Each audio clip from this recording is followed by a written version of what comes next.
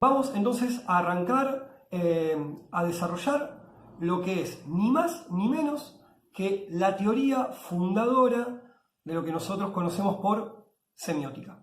Es la teoría de Charles Peirce.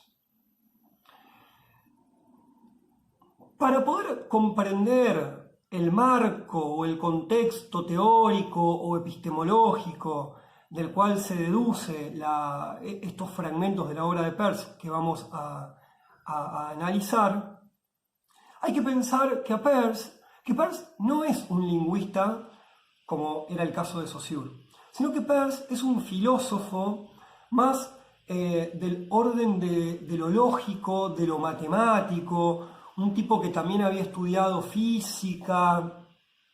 Entonces él no está pensando específicamente el problema del signo lingüístico, él está pensando el problema del signo en general. La pregunta es, ¿por qué Peirce necesita desarrollar una teoría del signo para resolver sus problemas? Entonces, lo que tenemos que encarar es el asunto de cuál es el problema que pretende resolver o al menos discutir Peirce. A Peirce lo que le importa es saber cómo conocemos la realidad.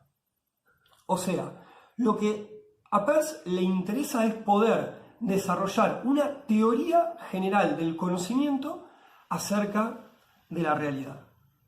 Entonces, lo que se pregunta Peirce es ¿cómo conocemos? O ¿a través de qué conocemos? Y Peirce postula, arriesga, que conocemos a través del pensamiento. Y si conocemos a través del pensamiento, tenemos que entonces necesariamente preguntarnos cómo funciona el pensamiento o de qué instrumentos se vale el pensamiento para poder conocer. Y acá, entonces, Peirce lo que plantea como tesis es que el pensamiento funciona, opera solo a través de signos. No podemos pensar sin signos, dice Peirce. Y si pensamiento y conocimiento es lo mismo, y el pensamiento funciona a través de signos, solo podemos conocer a través de los signos. Como para poner un poco en relación las teorías de estos dos autores que están preocupados de maneras diferentes sobre el signo, podemos decir que no hay pensamiento sin signos ya lo sabíamos, porque lo venimos hablando desde Saussure, ¿no? ¿Qué dijimos? El pensamiento no tiene forma antes de la adquisición de un sistema de signos, en este caso lingüísticos, la lengua. Peirce lo que está diciendo es, no es posible conocer sin signos, porque se conoce a través del pensamiento, y el pensamiento es imposible sin signos. Motivo por el cual es de esta manera que Peirce necesita entonces, ahora sí, desarrollar una teoría del signo para poder entender o explicar cómo es que los seres humanos conocemos la realidad. La teoría que funda Peirce para explicar el funcionamiento del signo la va a denominar semiótica. La semiótica es la disciplina que tiene por fin o por objeto de estudio a la semiosis. El objeto de estudio de la semiótica es la semiosis. Peirce desarrolla una teoría llamada semiótica que tiene por objeto de estudio la semiosis. Ahora, entonces, tenemos que preguntarnos qué es la semiosis. Para eso, yo me voy a valer del texto de Alejandra Vitale, que es el texto obligatorio que disponen en el programa de la materia, en el dossier de la materia, para definir y luego explicar parte por parte, ¿sí?, en qué consiste, cómo funciona la semiosis y, por lo tanto, cómo es posible que conozcamos la realidad. Leo. La semiosis, el instrumento de conocimiento de la realidad, es para Peirce un proceso triádico de inferencia, mediante el cual a un signo llamado representamen se le atribuye un objeto a partir de otro signo llamado interpretante que remite al mismo objeto. Esta es la definición de semiosis y yo ahora paso a explicarla punto por punto. En primer lugar, la semiosis es el instrumento del conocimiento, es decir, es la acción que lleva a cabo el pensamiento para poder conocer la realidad. La semiosis es un acto, es una acción que hace un sujeto de manera constante, ¿sí?, construyendo o dándole forma a los pensamientos que tenemos acerca de algo. Eso significa que es un instrumento del conocimiento. Y este instrumento del conocimiento, dice Peirce, esto lo vamos a ver después, dice Peirce que es un proceso. Por esto que yo le decía que es algo dinámico, es algo que está permanentemente funcionando, es algo que está permanentemente en movimiento. No es algo estático, no es algo fijo. Sus elementos, los elementos que la componen a la semiosis, ¿sí?, no los vamos a encontrar, por decirlo de alguna manera, funcionando por separado, sino que siempre funcionan en simultáneo de manera permanente. Eso significa que es proceso. Triádico. Dijimos en la definición que la semiosis tiene tres elementos. A un representamen se le atribuye un objeto a través de otro signo llamado interpretante. La diferencia con Saussure es evidente. Para Saussure el signo es biplánico, para Peirce es triádico. Y además estamos hablando de un sujeto que lo pone a funcionar. Es decir, aquello que Saussure desestimaba de alguna manera para poder estudiar la lengua, que era el sujeto o el contexto enunciativo, Peirce lo incorpora de una manera categórica. Es decir, es el sujeto el que está interpretando a un signo de un objeto. Es el sujeto el que produce el conocimiento a través de la semiosis. Vamos a ver que ese conocimiento el sujeto no lo produce solo, lo produce en comunidad, dentro de una cultura, en una sociedad. Y por último, es un proceso triádico de inferencia. ¿Qué significa inferencia? Perdón que me distraje, pero está la gata comiendo y no sabía de dónde venía ese ruido. La inferencia es un modo que tenemos de conocer, ¿sí? Ustedes, cuando yo les pedí que participaran del foro tratando de desarrollar o explicar el significado de algunos de los objetos o los elementos que ustedes veían dentro de este escenario, ustedes lo que hicieron fue inferir, ¿sí?, inferir algo que no está partiendo de algo que sí está. Inferir. Hay tres tipos de inferencia, pero nosotros por lo general hablamos siempre de dos tipos de inferencia, que son la deducción y la inducción. Partiendo de algo dado, partiendo de algo conocido, o de algo dado en realidad, por ejemplo, vamos a tomar como ejemplo el cuadro de Eterno Resplandor de una mente sin recuerdos. Ustedes infieren que por esto, por la presencia de esto, ¿sí?, a mí me gusta la película Eterno Resplandor de una mente sin recuerdos. Por la presencia, bueno, ahora se incorporó otro personaje más que podría preguntarles de quién se trata. Una persona que tiene una pistola y está en Eclipse. Pero ustedes por estos muñequitos infirieron que a mí me gusta Volver al Futuro. Por la remera que llevaba puesta en ese momento, ustedes infirieron, es decir, dedujeron que a mí me gustaba Divididos. Ahora pueden inferir que a mí me gustan los Red Hot Chili Peppers. Y así funciona la inferencia, es decir, la semiosis, ¿sí?, opera de manera constante infiriendo cosas a partir de otras que se nos presentan. ¿Se entiende?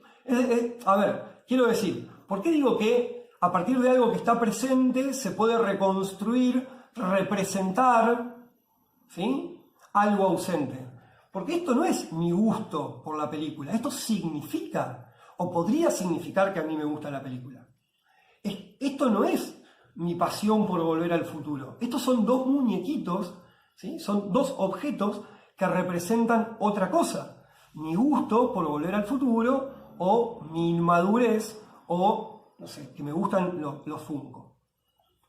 La remera lo mismo. Acá no están Anthony Kiedis, Flia, Chad Smith y John Frusciante. Acá lo que hay es una remera con una inscripción que para reconocerla yo tengo que saber algo.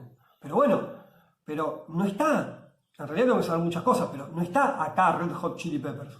¿Se entiende? Entonces, cuando Peirce define a la semiosis como un proceso triádico de inferencia, lo que nos está diciendo es que a partir de un representante o un representamen, podemos decir la remera, ¿sí?, se infiere un objeto que no está presente. Se deduce a partir de un representamen, de un representante, ¿sí?, un objeto que no está presente, que es, a Ramiro le gustan los Red Hot Chili Peppers.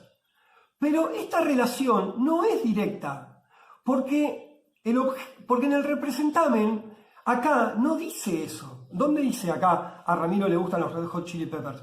¿Dónde dice acá a Ramiro le gusta Volver al Futuro? A Ramiro le gusta Breaking Bad. ¿A dónde está acá a Ramiro le gusta? No está. Eso es otro signo que une al representamen con el objeto. Para saber que esto significa Red Hot Chili Peppers, ustedes tienen que poder disponer de instrumentos para poder interpretar eso que ven. Si ustedes no poseen conocimientos acerca de, por ejemplo, el símbolo, ¿no?, de la banda, Red Hot Chili Peppers o La Mar en Coche, ustedes nunca van a poder asociar al representante con el objeto.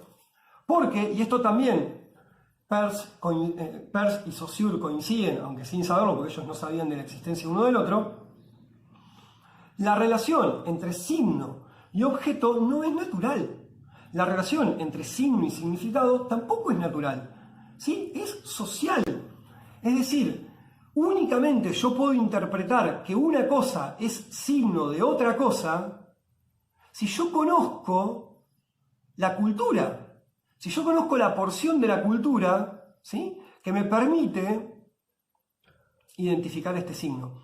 Por eso Peirce dice que la semiosis es un proceso triádico de inferencia mediante el cual a un signo llamado representamen se le atribuye un objeto, pero a partir de otro signo que remite al mismo objeto. Este signo, el representamen, ahora vamos a ver de qué se trata, y este signo remiten al mismo objeto. Primer elemento de la semiosis, el representamen, o sea, el signo. Para Peirce, el signo recibe el nombre técnico de representamen. El representamen es una cualidad material que está en lugar de otra cosa, su objeto, de modo que despierta en la mente de alguien un signo equivalente o más desarrollado al que se denomina interpretante, que aclara lo que significa el representamen y que a su vez remite y representa al mismo objeto. Vamos por parte. Algo muy importante, fundamental, es que el signo para Peirce es material. Para Saussure el signo es psíquico, para Peirce el signo es material. Es decir, para que algo sea signo, debe poder ser percibido, debe poder ser aprendido o sentido por, valga la redundancia, alguno de nuestros sentidos. O sea, tiene que ser algo que se me presente a alguno de mis sentidos. Lo tengo que poder o ver, o escuchar, o oler, o degustar, o palpar. Puede ser un color, puede ser un olor, puede ser un ruido, puede ser una textura, puede ser un sabor, puede ser algo que me intercepte a mí por los sentidos. Y tiene que estar en lugar de otra cosa. Estar en lugar de otra cosa significa representar otra cosa. ¿Qué hace un actor? Un actor representa un papel. Un actor no se confunde con el personaje. Una cosa es el actor y otra cosa es el personaje. Bueno, el signo es el actor que representa a un objeto. Es decir, el signo está representando, está cumpliendo el papel, está remitiendo, está en lugar de un objeto. Actúa como si fuera ese objeto. Lo representa en algún aspecto o carácter. Y al mismo tiempo, ese signo, eso que nos interpela sensitivamente, eso que vemos, eso que olemos, eso que escuchamos, tiene que despertar en mi mente, para poder ser un signo, para que pueda funcionar la semiosis, tiene que poder despertar en mi mente otro signo llamado interpretante. Entonces, acá es muy importante aclarar que el interpretante no es un sujeto que interpreta. El interpretante es otro signo, es un signo de carácter psíquico, mental. El sujeto que interpreta es el intérprete, no el interpretante. Entonces, el signo, ¿sí?, tiene que poder, además de estar en lugar de otra cosa, tiene que poder despertar en la mente de un sujeto un signo equivalente o más desarrollado que aclare lo que ese signo significa. El interpretante es el significado del representante. Sin interpretante, el signo no significa nada. El signo no significa nada. Vamos a salirnos del ejemplo tradicional y ya tan trillado de la cruz verde de la farmacia. Vamos a explicar con este ejemplo, ¿sí?, cómo funciona la semiosis y cómo es que la cultura afecta en la interpretación que nosotros hacemos de la realidad. O sea, de cómo nos representamos, cómo nos construimos, reconstruimos y reproducimos lo que sabemos acerca del mundo, que no es ni más ni menos que el mundo. No hay diferencia entre lo que conocemos del mundo y el mundo, porque no hay nada más allá de lo que conocemos. Si no hay nada más allá de lo que conocemos acerca de un objeto, para nosotros es el objeto. Lo que conocemos acerca del objeto es para nosotros el objeto. ¿Qué significa esto? Vamos a tomarlo como signo, ¿no?, como una cualidad material visible. Nosotros cada vez que vamos por la calle vemos esto, ¿y qué significa? ¿A qué objeto representa? Esto significa o representa al objeto prohibido estacionar. Y cada vez que nosotros nos topamos en la calle o en alguna película o en donde sea que vemos este objeto, eso significa prohibido estacionar. ¿Por qué significa esto prohibido estacionar? ¿Qué tiene de esto prohibido estacionar? Nada. Digo, naturalmente esto podría ser una E, como podría ser otra cosa, como podría ser cualquier otro tipo de signo. Este redondel con una franja en nuestra cultura representa prohibido, pero podría ser, no sé, el escudo de River, ¿o no? Bueno, o de otra cosa. Ahora, vamos a suponer, ¿sí?, ¿qué tenemos que conocer para saber que esto representa prohibido estacionar? Vamos por eso en primer lugar. Bueno, tenemos que saber que vivimos en una cultura que tiene un sistema vigente de normas de tránsito, es decir, que nosotros tuvimos que organizar un sistema de leyes para poder controlar la circulación en autos, para poder respetar también la propiedad privada, porque no podés estacionar en el garaje de mi casa. Es decir, un montón de este cartel que significa prohibido estacionar implica que nosotros tengamos que conocer un montón de aspectos de nuestra cultura para poder interpretar lo que significa. Ahora, vamos a suponer que nosotros viviéramos en una cultura, en una sociedad donde no existe el tránsito, donde, no sé, vivimos en aldeas pequeñas de no más de 200 habitantes y nadie estaciona. Digamos, no existe la palabra estacionamiento, porque todo tracciona sangre, uno no tiene prohibido estacionar en ningún lado porque podría movilizarse con sus propios pies. Sin embargo, en esa cultura, ¿qué significa esto?